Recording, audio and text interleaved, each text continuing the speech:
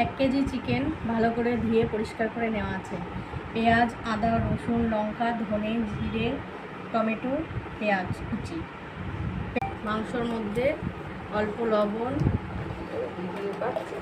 অল্প লঙ্কার গুঁড়ো আর মাংসের মশলাটা পেস্ট করে নিয়ে তেল দিয়ে ভালো করে ম্যারিনেট করে নেব। দিয়ে দেবো